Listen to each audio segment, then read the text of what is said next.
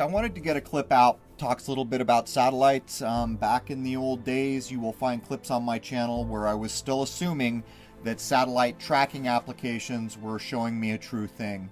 I later went back and began to logically deduce that satellites do not exist as they are described. We're going to go through old clips to new clips demonstrating what anyone who wants to go out and film coming through the center frame here will see. They're these little black round things for the most part. These clips that look like this were shot with my 8-inch Meade telescope from the 1990s and a Canon T2i. And we're going to run through a number of these through time up to the modern time. And you can tell this one's quite a bit closer, right? Of course it is. Actually, all these things are much closer than the average person thinks. This is shot with the full spectrum camera. It was shot with an 11-inch Celestron telescope. This is a Canon EOS 5D Mark III full spectrum camera. That black dot in the center is junk on the sensor. But what we're going to do here, I believe Proet shot this one. We're going to track off. If you look, you can catch him out there near middle frame. He's going in a perfectly straight line. It's the pan of the telescope. You'll see some white dots. Those are stars being picked up by the full spec camera. But a lot of people come and say, hey, I see satellites. And I say to them, no, what you are seeing is lights in the sky. Coming in at the bottom, very slow. Tiny little guy down there. What they're looking at is lights. And recently I saw a satellite map that shows like a globe and how many satellites are supposedly around us. Many thousands. Depending on what you look at, you will find from 15 to 30,000 satellites, and that does not include the supposed space junk. I saw a good mathematician do a breakdown that if that was correct, we would expect to see from 1 to 500 satellites transit the moon every, I forget what it was, hour or 3 hours or whatever. Anyhow, a lot. What you're seeing here is many thousands of hours of filming, sometimes shooting a week or 2 weeks or more just to catch footage like this. If you're keeping your eye on the screen, you'll pick up the movement. Now, this is shot with a 12-inch Meade that I sent back because Meade does not make good telescopes, and this is with the Nikon D800E camera, 36 megapixels, so you can start to really see what megapixels do for you in the zoom and in the initial filming of an object. Anyhow, to get back to it, anyone who wants, this is back to the old equipment, anyone who wants to go out and spend endless hours filming, you will eventually film objects like this for the most part. There are other things that I have filmed, but 90-some% of everything you film transiting the moon will look like this. These do not look like satellites. These are much closer than we have been told. As I have covered in older clips, I had an optics expert break down two of the systems I used, the 8-inch and the 11-inch, with the ancillary cameras I was using. And if you do the math, if something like this would probably be claimed to be in half geosynchronous orbit, which is 11,000 miles. I forget how many pixels across this object is, but when you begin to calculate them, they would be absolutely enormous. So I can tell you two things based on many years of filming. This is predominantly what you will film transiting the moon. They are not satellites. They are much closer than even probably what we would call space at roughly 100 miles. And that's what you will find. So there it is, man.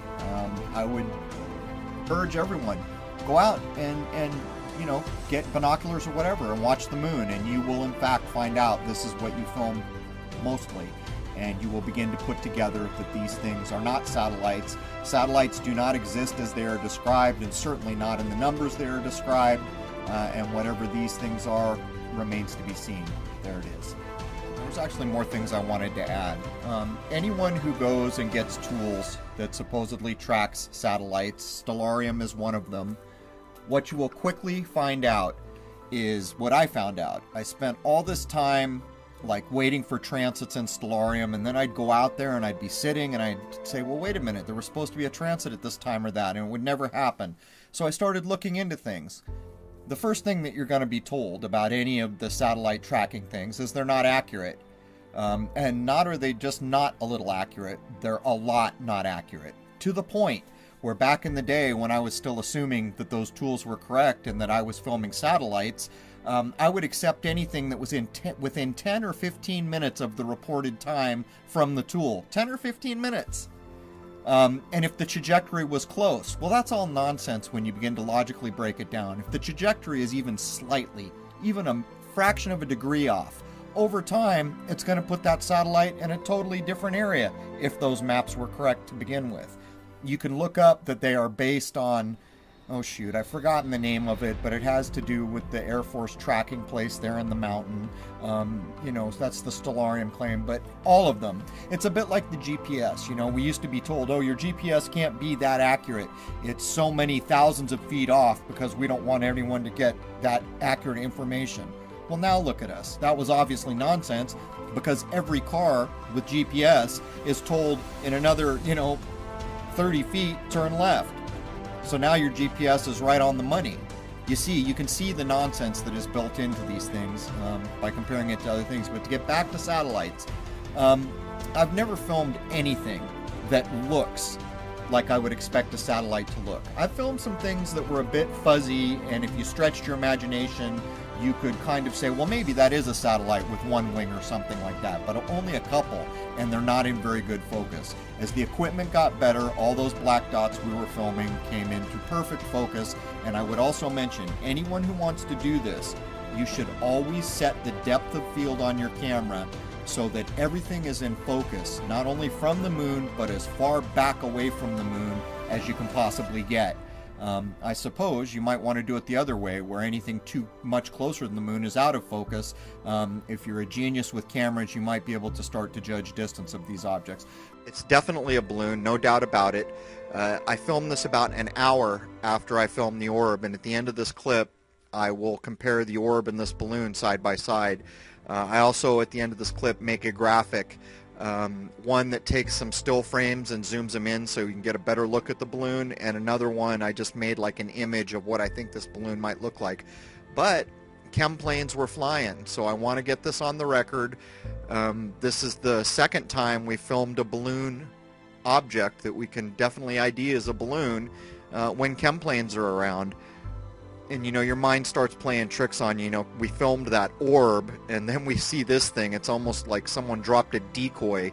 I know it's kind of silly to think that way, but it's a bit ironic to me that I filmed that very identifiable orb, and then this happens an hour later. Here it comes in the upper left, slowed down. And you can see the little tether on it, and I think it's like one of those balloons that has reflectors of some sort on it, but from the moment it comes in frame, it's just falling really quick. And here's your jump times. If you don't want to watch this in slow-mo, you can jump to these times to see the orb compared, and the balloon does pop during its descent. So here it is down to 30%, and I get a little bit tired of watching this, but I want to get it on the record in case other people that are investigating chem planes film something like this. Maybe over time we can determine that these are being dropped by planes and there's some kind of a data collecting device or something like that. What's funny is most weather balloons, they go up to a certain altitude and pop. Both this and the other chem bomb one, that I probably should have named something else, they both pop coming down. The chem bomb clip, it really pops pretty explosively. This one, when it pops, it just kind of looks like it deflates all at once. But anyhow, I'm going to let this run for a couple minutes. Well, not a couple minutes, but a bit longer here, so that we can just get it on the record in case someone else films something like this. They'll have footage to compare, because I think that's important. But you can see on that tether, there's 4 objects. I'm pretty sure there's 4. I went through quite a bit of the footage frame by frame, and they look like they're diamond shaped like reflectors. And so I did a search and I found other balloons that kind of have this look. It's hard to tell how big it is. I have no idea how far away I was from the object, but it was falling so quick I could barely keep it in frame. So it seems like that tether is weighted. And that's the other similarity between the chem bomb clip that I filmed and this. Once the other balloon pops, the tether unfurls from inside it. It's packed away inside, and it rotates around as it drops. This one does the same thing. If you watch that tether, it looks like it's kind of spinning in a circle, and it's weighted, and the resistance from the balloon is making the tether do that. Here it comes around, and you'll see there it goes. Now it's going away from us. So I think that tether is definitely weighted. It seemed to be falling much too quickly to not be weighted. And so then the question becomes, was this thing ever going up, or was it dropped by a chem plane? It would be interesting to know, but this is the second one I filmed.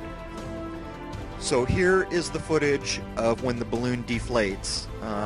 It's not as explosive as the other footage I have, but you'll see there it goes right there on the upshift. It just kind of deflates all at once. There is a little bit of debris inside it, and I've manipulated contrast and brightness to get a better view. That white thing above it now is, I believe, part of the balloon, and the tether is still with that little white dot part, and it falls for minutes. I mean, I had to really crop this down. And now this is real time. Oh, it says 25% speed. That's wrong. This is real time. Sorry about that. That label is wrong. Okay, so here's the orb and the balloon side by side. They're both going to come in at the upper left, and you'll see how much faster the balloon is falling than the orb. The orb is kind of floating and then goes to the right and just levels off and goes level to the camera to the right. Right about here it starts going right, and that's when I lost the tracking. And then here's the balloon again, slowed down and zoomed in to 600%, and you can see it's just a straight fall with clearly a tether with some objects on it. So let's take a closer look at the balloon itself. Here's 4 frames that show the tether really well that I pulled out of the video. The smaller frame on top is as it looked in the video frame, and then the lower big frames are manipulated heavily, so to try to bring up those little things that are on the tether. So I think this might be what the balloon looks like, something like this. I found other pictures online that show this kind of thing, so this is my best guess. And then we'll close out just looking at those frames so you can see this. So hopefully, if there's other people out there researching chem planes, filming chem planes, if they ever catch something like this falling, hopefully they can find this footage and have something to compare it to. So there it is. Cheers.